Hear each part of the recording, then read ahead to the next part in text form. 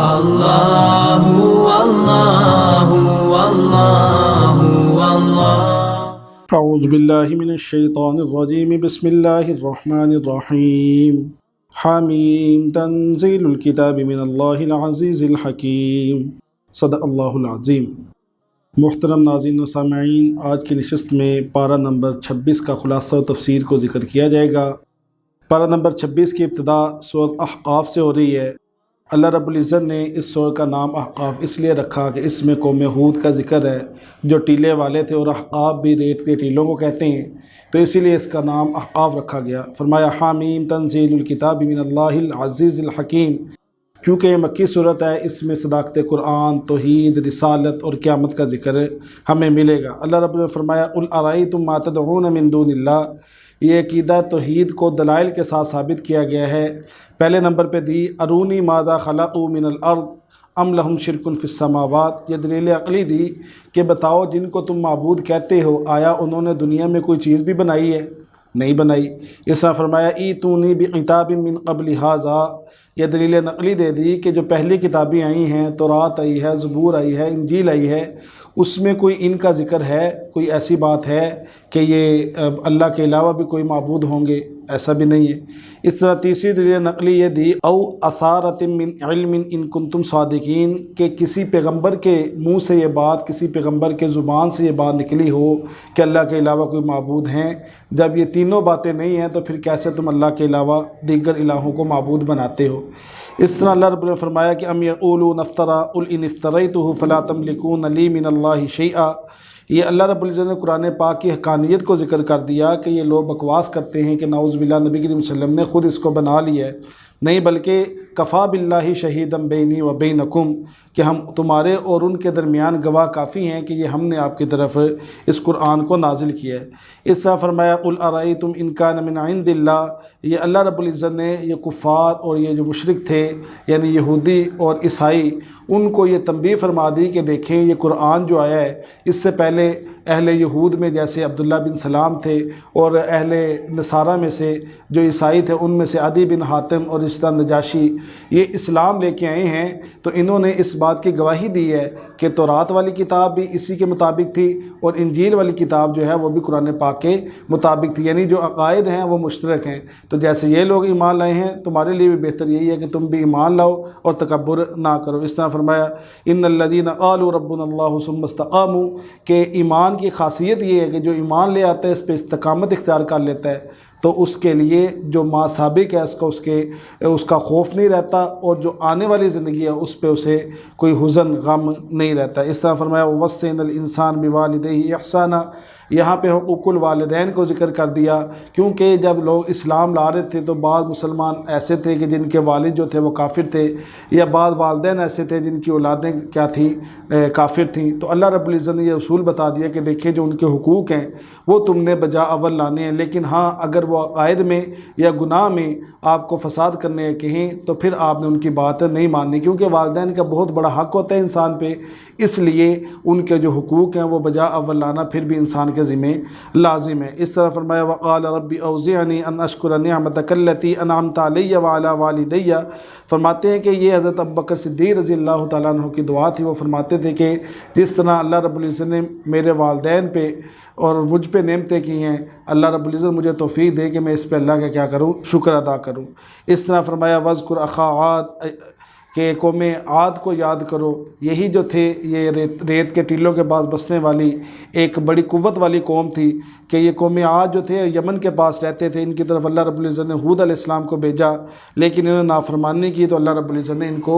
عذاب میں مبتلا کیا۔ تو اہل مکہ جو ہیں، اہل مدینہ جو ہیں، جو مشرک ہیں، یہودی ہیں، یہ بھی اگر اپنے آپ کو طاقتور سمجھتے تو ان سے زیادہ طاقتور نہیں ہیں۔ جس طرح اللہ نے ان کو نیست و نابود کیا تو تمہیں بھی اگر تم ایمان نہیں لاؤ گے تو اللہ رب العزت نیست و نابود کر دیں گے۔ جنات کا قبول اسلام کرنے کا جو واقعہ اس کو اللہ رب العزت ذکر کر دیا کہ جب نبی کریم صلی اللہ علیہ وسلم اہل طائف کو تبلیغ کر کے واپس مکہ کی طرف جا رہے تھے تو ایک مقام پر فجر کی نماز پڑھی تو وہ مقام تھا مقام نخلا، وہاں پہ فجر کی نماز میں جو قرات کی، وہ جنات کا ایک وفد گزر رہا تھا، انہوں نے سنا تو انہوں نے اسلام بھی قبول کیا، اور وہ داعی بن کے اپنی قوم کی طرف گئے، اپنے جنات کی جماعتوں کی طرف گئے۔ پھر وقفے سے نبی کریم صلی اللہ علیہ وسلم کی زندگی میں جنات کے وفد آتے اور وہ اسلام قبول کر کے جاتے تھے۔ تو کیونکہ نبی کریم صلی اللہ علیہ وسلم یہ صرف انسانوں کی طرف نہیں بلکہ جنات کی طرف، چرند پرند تمام کی طرف، یعنی پورے کائنات کی طرف اللہ رب العزت نے ان کو نبی خاتم الانبیاء بنا کے بھیجا تھا۔ اس طرح فرمایا فاصبر کما صبر اولو العزم من الرسل، یہ نبی کریم صلی اللہ علیہ وسلم کو تلقین صبر کی جا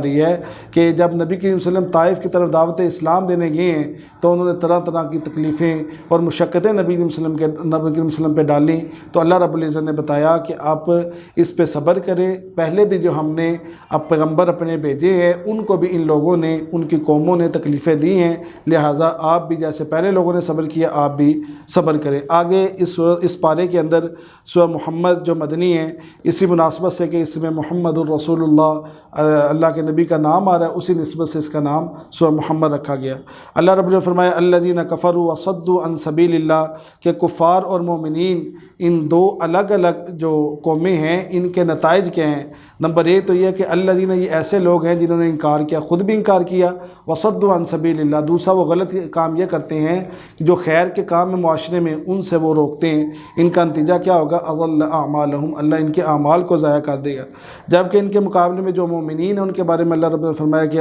والذین آمنوا وعملوا الصالحات وآمنوا بما نزل علی محمد، یعنی اللہ کے نبی پہ جو نازل کیا اس پہ بھی وہ ایمان لاتے ہیں، اچھے اعمال کرتے ہیں، اور جو رب نے ان کی طرف باتیں بھیجی ان پہ بھی وہ ایمان لاتے ہیں، کفر عنہم سیئاتہم، تو اس کا نتیجہ یہ نکلے گا کہ اللہ رب العزت ان کی برائیوں کو معاف کر دیں گے۔ اس طرح فرمایا فَإِذَا لَقِيتُمُ الَّذِينَ كَفَرُوا فَضَرْبَ الرِّقَابِ، یہ جنگی قیدیوں کے متعلق جو احکامات تھے ان کو ذکر کر دیا، کیونکہ غزوہ بدر کے موقع پہ جب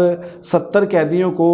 فدیہ لے کے چھوڑا تو اللہ رب العزت نے تنبیہ فرمائی تھی کہ ان کو قتل کرنا چاہیے تھا، جیسے حضرت عمر رضی اللہ تعالیٰ عنہ کی رائے تھی۔ لیکن بعد میں جب مسلمانوں کو آسودگی ہو گئی، مسلمانوں کی قوت بڑھ گئی، تو پھر یہ بتایا گیا کہ دیکھو یہ لازم نہیں ہے قتل ہی کرنا ہے، بلکہ تم ویسے بھی چھوڑ سکتے ہو۔ کیوں؟ اس لیے کہ اس وقت قتل کرنے کا مقصد یہ تھا کہ کفار کی طاقت کو پست کرنا۔ اب جب مسلمان پہلے ہی طاقتور ہیں اور کفار پہلے ہی پست ہیں تو لہذا پھر حکمران کو اختیار ہے، وہ چاہے ان کو قتل کر دے یا ان کو غلام بنا لے یا فدیہ لے کے چھوڑ دے اور قیدیوں کا تبادلہ کر لے، یا بغیر فدیے کے ان کو چھوڑ سکتا ہے۔ اس طرح فرمایا ان اللہ یدخل الذین آمنوا وعملوا الصالحات جنات تجری من تحتها الانہار، کہ جو مومن لوگ ہوں گے ان کے لیے اللہ رب العزت نے طرح طرح کے انعامات رکھے ہیں۔ اس طرح فرمایا مثل الجنۃ التی وعد المتقون فیہا انہار، اللہ رب العزت نے 4 نہریں، ایک صاف ستھرے پانی کی، اس طرح ایک ایسے دودھ کی جس کا نہ تو رنگ بدلے گا نہ ذائقہ بدلے گا، اس طرح ایک جو بہترین شراب ہے اس کی ایک نہر اللہ رب العزت جنتیوں کے لیے چلائیں گے۔ اس طرح فرمایا وانہار من عسل مصفی، ایک بہترین شہد کے اللہ رب ان کے لیے نہر چلائیں گے۔ اس طرح فرمایا وَيَقُولُ الَّذِينَ آمَنُوا لَوْلَا نُزِّلَتْ سورہ، کہ اصل میں مومنین جو تھے وہ ہمیشہ مشتاق رہتے تھے، ان کو اشتیاق ہوتا تھا کہ قرآن پاک کی کوئی نئی صورت، کوئی نئی آیت ہم پہ نازل ہو، لیکن جو منافقین تھے وہ اس پہ فرق کرنے کے لیے اور طرح طرح کے دھوکے بازیاں کرنے کے لیے، کیونکہ ان کے دلوں میں مرض ہوتا تھا تو وہ دیکھتے تھے کہ کوئی آیت اتری ہے تو ان کے چہرے ایسے ہو جاتے تھے جیسے ان پہ موت اتر آئی ہے۔ اس طرح فرمایا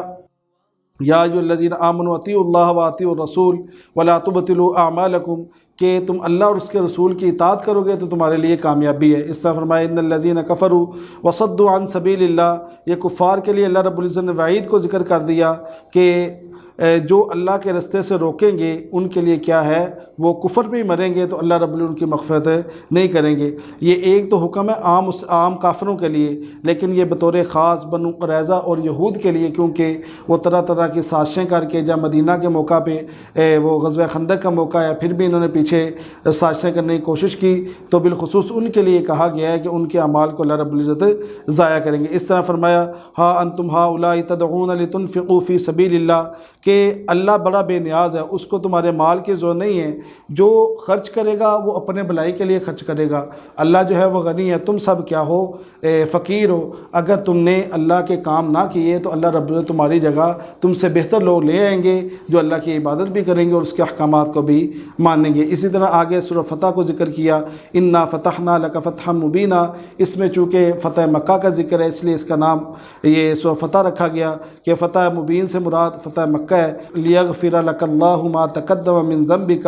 یہاں سے اللہ رب العزت نے جو نبی کریم صلی اللہ علیہ وسلم نے خواب دیکھا کہ میں عمرہ کر رہا ہوں، سن 6 ہجری میں نبی کریم صلی اللہ علیہ وسلم اپنے ساتھیوں کو لے کے نکلے، لیکن حدیبیہ کے مقام پر اللہ کے نبی کو روکا گیا تو وہاں پہ رکاوٹ ڈالی گئی آگے جانے کے لیے، تو پھر وہاں پہ ایک معاہدہ ہوا۔ یہاں پہ جو لیغفر لک اللہ ما تقدم من ذنبک، تو ذنبک سے مراد یہ اجتہادی غلطی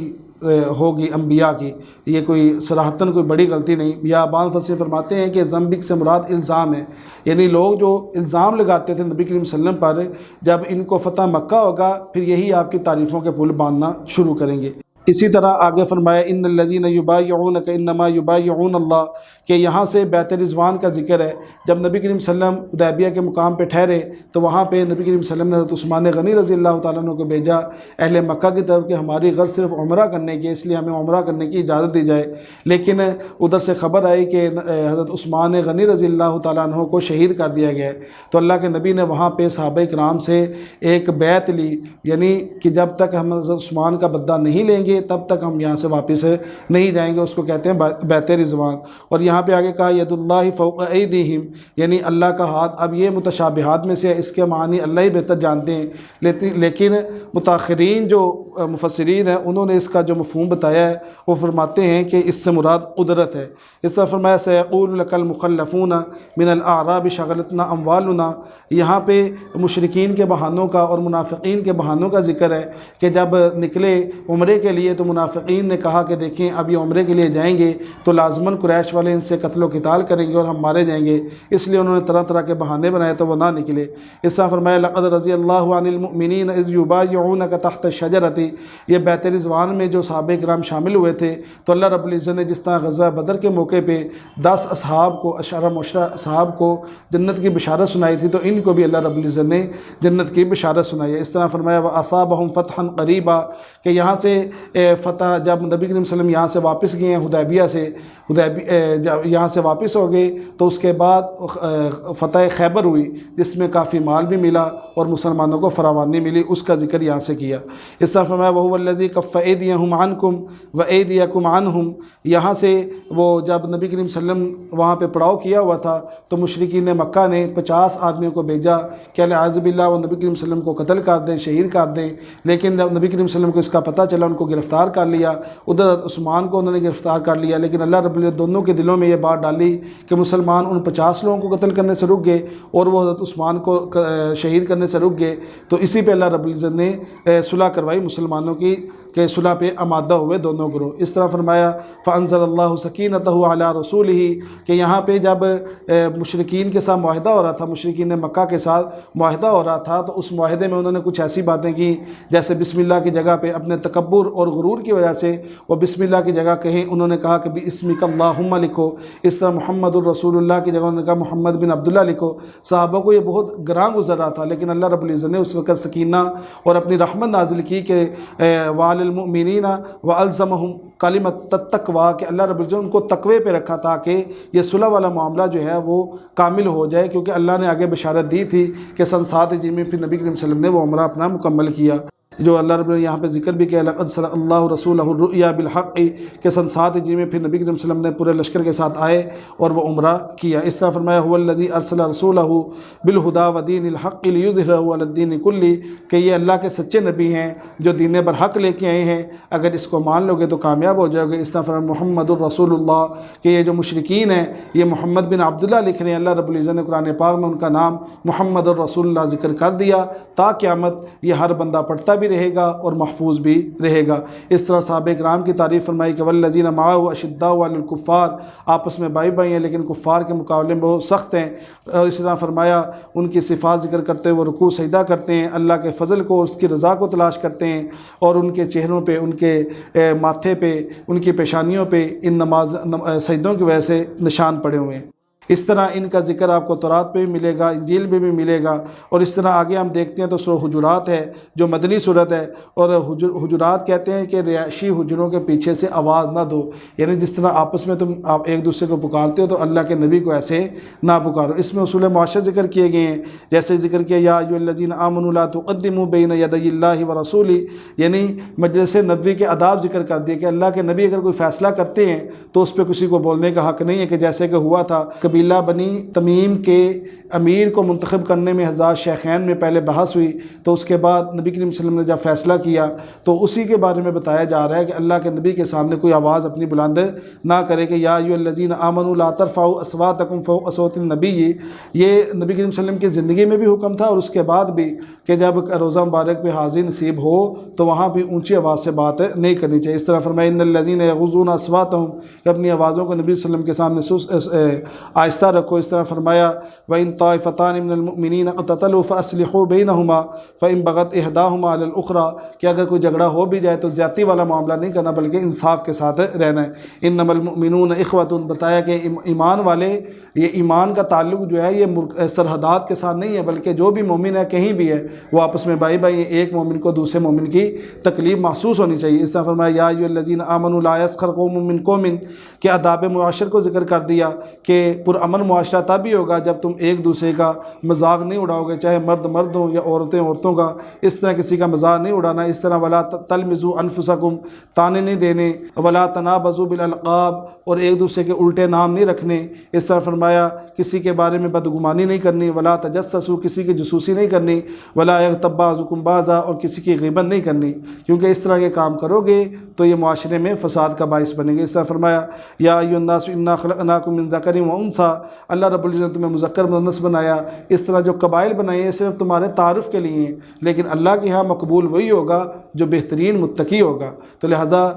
جو انسان کی بلندی کا اور اس کی رفعت کا درجہ ہے وہ تقوی ہے، نہ کہ کوئی قبیلہ یا کوئی ذات پات۔ اس طرح فرمایا یمنون علیک ان اسلموا، اللہ نے تم پہ اسلام کو بھیج کے بہت بڑا احسان کیا ہے، تم اسی کے تابع ہو جاؤ کیونکہ یہی دین حنیف ہے۔ لیکن اگر تم ظاہری طور پہ اسلام کو ظاہر کرو گے، اندر سے منافق ہو گئے، تو اس کے بارے میں بتا دی ان اللہ یعلم غیب السماوات والارض، اللہ رب العزت کو غیب کا بالکل پتہ ہے، جو تمہارے دل میں، دل کی گہرائی میں بھی چھپا اللہ اس کو جانتے ہیں۔ اس طرح آگے اس صورت میں سورہ قاف کو ذکر کیا۔ سورہ قاف یہ بھی مکی صورت ہے، اس میں بھی آپ کو عقیدہ توحید، رسالت اور قیامت کا ذکر ملے گا۔ قاف والقرآن المجید قد علمنا ما تنقص الارض منہم، یہ باس بعد الموت کا جو اس بات ہے اس کو ذکر کر دیا، کیونکہ یہ مشرکین جو تھے وہ اعتراض یہ کرتے تھے کہ دیکھیں جب ہم مر جائیں گے تو ہماری ہڈیاں کیا زمین سے اللہ رب نے نکال لیں گے، الگ الگ ہوں گے؟ تو اللہ رب نے فرمایا کہ جتنی بھی ہم زمین کو کم کرتے ہیں اس کے بارے میں ہمیں بالکل معلوم ہے کہاں کیا کیا ہے۔ اس طرح فرمایا کذبت قبلہم قوم نوح، یہاں پہ مختلف انبیاء کو ذکر کیا، لیکن مقصد بتانا یہی ہے کہ ان کی قوموں نے ان کی نافرمانی کی تو اللہ نے ان پہ عذابات بھیجے۔ اس طرح فرمایا اذ یتلقى المتلقیان عن الیمین وعن الشمال قعید، کہ اللہ رب العزت نے مسلمان کے ساتھ بلکہ جو انسان ہیں ان کے ساتھ کرامن کاتبین والا سلسلہ رکھا ہوا ہے، لہٰذا روز محشر جب جمع ہوں گے تو اللہ رب العزت نام اعمال دیں گے، وہ ہماری ساری ایک فلم، ایک ڈاکومنٹری ہماری محفوظ ہوگی، تو لہٰذا ہمیں اس سے بچنا چاہیے کہ گناہ کریں گے تو بائیں سائڈ والا فرشتہ ہمارے گناہوں کو لکھتا جائے گا۔ ایسا فرمایا وَيَوْمَ نَقُولُ لِجَهَنَّمَ، یا اہل جہنم جو ہیں ان کی خسرتیں بتا دی، ان کے لیے عذابات کو ذکر کر دیا، آگے جو متقی لوگ ہیں ان کے انعامات کو ذکر کیا، آخر فرمایا کہ نحن اعلم ما یقولون وما انت علیہم بجبار، کہ فریضہ خاتم الانبیاء بتا دیا کہ آپ کے ذمہ صرف بات کو پہنچانا ہے، ان کو لازم نہیں ہے کہ آپ کو ہدایت ہی مل جائے، بس آپ نے جو اپنا کام کرنا ہے وہ کر دیا، باقی اللہ کے ذمہ ہے۔ اس طرح فرمایا آگے سورہ زاریات ہے، سورہ زاریات کے شروع میں اللہ رب العزت نے 4 قسمیں کھائی ہیں، والذاریات ذروا، کہ قسم ہے ان ہواؤں کی جو گرد و غبار کو اٹھاتی ہیں، اس طرح فالحاملات وقرا، اس طرح قسم ہے ان بادلوں کی جو بوجھ اٹھا کے پھرتے ہیں، اس طرح فالجاریات یسرا، قسم ہے ان کشتیوں کی جو آسانی سے چلتی ہیں، اس طرح فرمایا فالمقسمات امرا کہ قسم ہے ان فرشتوں کی کہ جو اللہ کے حکم کے مطابق چیزوں کو تقسیم کرتے ہیں۔ یہ 4 قسمیں کھانے کے بعد بتانا مقصود یہ تھا یہ قرآن پاک جو ہے برحق ہے، یا وہ جس کے بارے میں سوال کرتے تھے کہ یہ جو قیامت ہے یہ واقع ہونے والی برحق ہے۔ اس طرح فرمایا وفی اموالہم حق للسائل والمحروم کہ متقین کی ایک صفت یہ بھی ہے کہ جو مانگنے والے ان کو بھی دیتے ہیں، جو سفید پوش لوگ ہوتے ہیں جو مانگ نہیں سکتے ان کی بھی وہ تفتیش کر کے ان تک بھی وہ مال کو پہنچاتے ہیں۔ اس طرح فرمایا حل اتاک حدیث ضیف ابراہیم المکرمین کیا تمہیں ابراہیم کے مہمانوں کی خبر پہنچی ہے؟ اصل میں بتانا مقصد یہ ہے کہ ابراہیم علیہ السلام بڑے مہمان نواز تھے، تو امت کے لیے بھی یہی حکم ہے کہ تمہارے پاس کوئی آئے تو اس کی مہمان نوازی اچھے طریقے سے کی جائے۔ تو یہ اس پارے کا خلاصہ تھا۔ دعا ہے کہ جو اس بارے میں ہم نے کہا سنا اللہ رب العزت کو قبول فرمائے اور اس پہ عمل کی توفیق عطا فرمائے۔ وآخر دعوانا ان الحمد للہ رب العالمین۔